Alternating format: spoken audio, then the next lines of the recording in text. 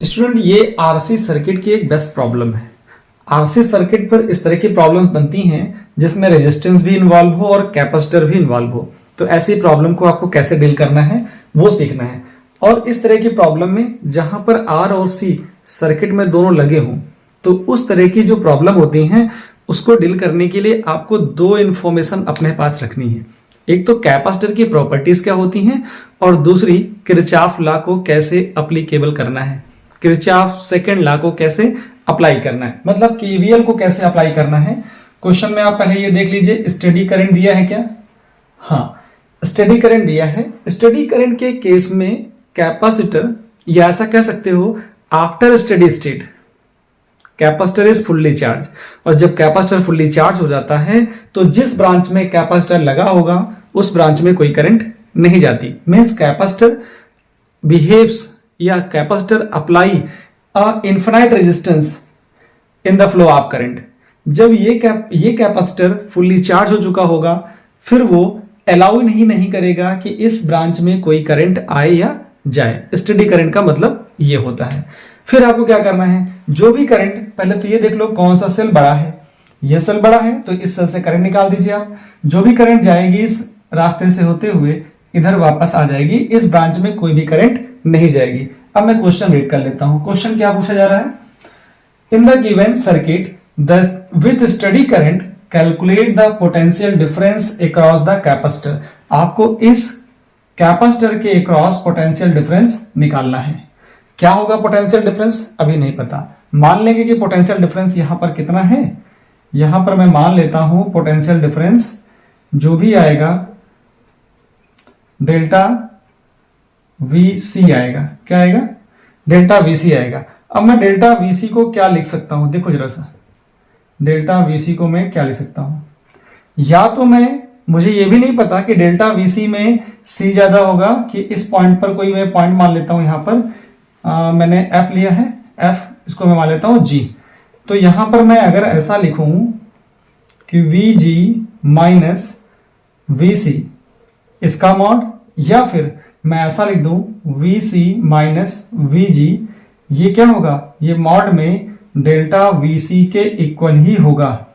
जो भी वैल्यू आएगी पॉजिटिव वैल्यू ही आएगी। आपको यही चीज इस क्वेश्चन में निकालनी है। अगर पोटेंशियल डिफरेंस निकाल आए अक्रॉस द कैपेसिटर तो आप यहां पे चार्ज स्टोर्ड भी निकाल सकते हो कि कितना चार्ज इस कैपेसिटर में स्टोर्ड होगा। क्यों? क्योंकि एक फॉर्मूला होता है। क्या होता है? Q is equal to CV। इससे आप क्या निकालेंगे? इससे आप निकाल सकते हैं, यहां पे VC निकाला है आपका, डेल्टा VC, इसके क्रॉस कितना पोटेंशियल डिफरेंस है। तो यहां पे आप ऐसा लिखिए, या फिर इसी चीज को आप ऐसा ले सकते हैं C इंटू डेल्टा VC। ये भी आपको क्लियर कर देगा कि यहां पर जो डेल्टा VC है that is the potential difference across the capacitor. फिर मैं क्वेश्चन पे आता हूं। Calculate the potential difference across the capacitor and the charge stored in it. इसको मैं कर देता हूं इन इट। चार्ज स्टोर्ड निकालना है और पोटेंशियल डिफरेंस निकालना है अक्रॉस द कैपेसिटर। क्या करना है फिर से मैं बताता हूं एक बार। मैंने कहा कि कैपेसिटर की प्रॉपर्टी है कि स्टेडी स्टेट के बाद या स्टेडी करंट के लिए कैपेसिटर इनफिनाइट रेजिस्टेंस ऑफर करता है in the flow of current. तो मैं क्या कर रहा हूं, मैं ले रहा हूं लूप, क्योंकि यहां से जो भी करंट जाएगी मुझे नहीं पता। देखिए ये वी सबसे बड़ा सेल ये है, जो सेल बड़ा हो वहां से करंट उठाओ। मैंने आई करंट उठा ली यहां से, ये करंट इधर जाएगी, इधर जाएगी, इधर जाएगी। इस रास्ते में कोई करंट नहीं जाने वाली है, कोई करंट नहीं जाएगी। इसका मतलब मैं यहां लिख दूं I इक्वल टू 0, कोई करंट नहीं है। सारी की सारी करंट कहां जा रही है? इस रास्ते में जा रही है। I ऐसे आएगी, फिर ऐसे निकल जाएगी। इसका मतलब ये लूप हो गया। इस लूप में क्या अप्लाई करना है? केवीएल अप्लाई करना है। तो मैं लिख देता हूं सॉल्यूशन अप्लाई केवीएल इन ब्रांच लिखो या मेस लिखो, ब्रांच या मेस। क्या होगा? यहां देखो, इसको मैं लिखता हूं AD, ऐसे AD ADE FCB ए, ये आपके पास एक ब्रांच हो जाती है। तो इस ब्रांच में आपको अप्लाई करना है केवीएल। कैसे लगाना है? केवीएल लगाते समय पहले आप क्या कर लीजिए, पहले करंट जिस रास्ते में जा रही है और रेजिस्टेंस पढ़ रहे हैं उस पर प्लस माइनस लगा लीजिए। करंट अगर इधर जा रही है तो ये टर्मिनल होगा प्लस, ये होगा माइनस। रेजिस्टेंस पे केवल लगाइए बस आप, यहां पर प्लस यहां पर माइनस। सेल पे प्लस माइनस लगा हुआ है, नहीं होगा तो आप देख लेंगे ये टर्मिनल छोटा होता है तो माइनस का, ये प्लस का होता ही, सब जगह आपको लगा हुआ मिल रहा है। चलिए, कभी कभी कैपेसिटर में भी प्लस माइनस लगा देते हैं तो हमारे लिए आसान हो जाता है कि कौन सा टर्मिनल नेगेटिव लेना है, कौन सा पॉजिटिव। नहीं लगा होगा तो आप डेल्टा वीसी को मॉड में लेंगे, क्योंकि आप भी नहीं समझ पा रहे होंगे कि उस टाइम पे कौन सा टर्मिनल पॉजिटिव कौन सा नेगेटिव लेना है। आपको फाइनली तो potential difference across the capacitor निकालना है। चलिए अप्लाई करिए, अप्लाई करिए। यहां पर देखिए इस रास्ते से चल रहा हूं मैं, यहां से स्टार्ट करिए या यहां से स्टार्ट करिए, कहीं से भी एक पॉइंट पकड़ लीजिए। मैं इस जगह से चलना शुरू करता हूं। पाथ बहुत जरूरी है, पहले प्लस माइनस लगाइए, उसके बाद पाथ सेलेक्ट करिए। पाथ में कैसा ले रहा हूं, ऐसा पाथ ले रहा हूं। पाथ कैसा है, anti clockwise, anti clockwise. Path कैसा है, पाथ है हमारे पास एंटी क्लॉक। देखो आप दोनों से कर सकते हो, क्लॉकवाइज लीजिए एंटी क्लॉकवाइज लीजिए, इसकी कोई बाउंडेशन नहीं है। पाथ कैसा है, एंटी क्लॉकवाइज। मैं एंटी क्लॉकवाइज से आपको समझा रहा हूं। यहां से स्टार्ट करिए, देखिए इधर जाएंगे तो ये देखो प्लस टर्मिनल से निकल रहे हैं तो प्लस 2v होगा, plus 2v। i into R होगा, माइनस से निकलेंगे तो 2ir होगा, माइनस का 2ir होगा। यहां जाएंगे, इस रास्ते में जाना नहीं है, आगे गए i इंटू आर, माइनस से निकल रहे हैं तो माइनस ir, माइनस ir। देखिए आगे आएंगे, यहां माइनस से निकलेंगे, v है, माइनस v। फिर इस रास्ते में आना है, यहीं पे पहुंच जाएंगे, इज इक्वल टू 0। ये होता है केवीएल। अब यहां से क्या है, देखो v से v कम हो जाएगा तो यहां बचेगा v, और यहां ir माइनस का 3ir इज इक्वल टू 0। तो यहां से v इज इक्वल टू हो गया 3ir, या मैं यहां से i निकाल सकता हूं तो v अपॉन 3r आ जाएगा। ठीक है, 3r। ये तो हो गई करंट कि इस सर्किट में करंट कितनी है। अब देखो, अब आपको क्या चाहिए, अब आपको ये चाहिए कि यहां पर कितना पोटेंशियल डिफरेंस है। तो आप चाहे इस लूप में लगा लीजिए, आप चाहे इस लूप में अप्लाई कर दीजिए एंटी क्लॉकवाइज, और चाहे तो इसी लूप में अप्लाई कर दीजिए एंटी क्लॉकवाइज या क्लॉकवाइज, जो भी आपकी मर्जी हो आप अप्लाई करिए। मैं इसी में अप्लाई करते रहूं। ठीक है, देखो अगेन अप्लाई केवीएल इन मेश।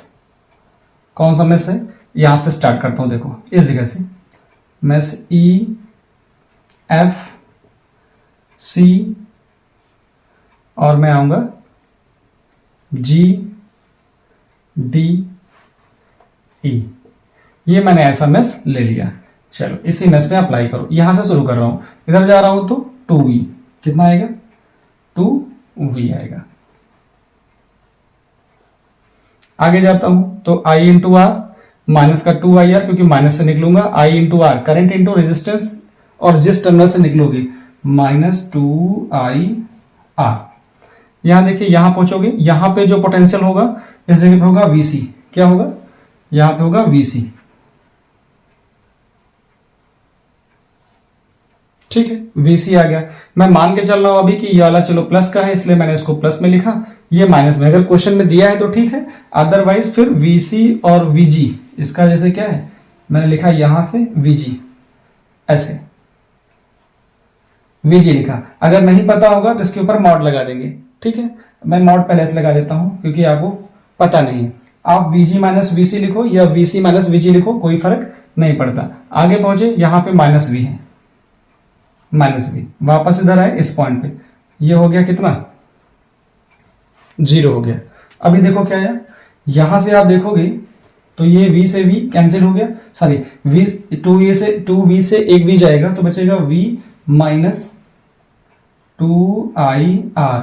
यहां से ये क्या हो सकता है, इसको मैं ले सकता हूं कितना, मॉड में vc माइनस vg को मैंने क्या लिख दिया था, vc माइनस vg हो, या फिर vg माइनस, देखिए यहां मैंने vg और यहां पर भी vg ही लिखा था, v G माइनस वीसी हो या VC माइनस VG हो, क्योंकि आपको नहीं पता होगा। अगर क्वेश्चन में दे दिया गया कि ये प्लस है ये माइनस है, तब तो VC को प्लस लिखना है और VG को माइनस लिखना है, तो मैंने ऐसे लिख दिया।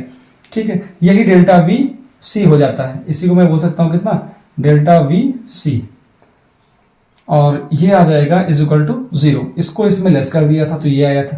तो डेल्टा VC की जो वैल्यू आएगी मॉड में, वो कितनी आएगी, ये उधर जाएगा, ये माइनस वाला उधर गया, तो 2IR माइनस का V। वैल्यू पुट करिए जरा, देखिए I की वैल्यू पुट कर दोगे, I की वैल्यू कितनी है, V अपॉन 3R है, इंटू R माइनस V। यहां से R से R कैंसिल हो जाएगा, कितना आएगा आपके पास, देखो कितना आने वाला है, डेल्टा VC, यहां से आ जाएगा R कैंसिल हो गया, 2V/3 माइनस का V।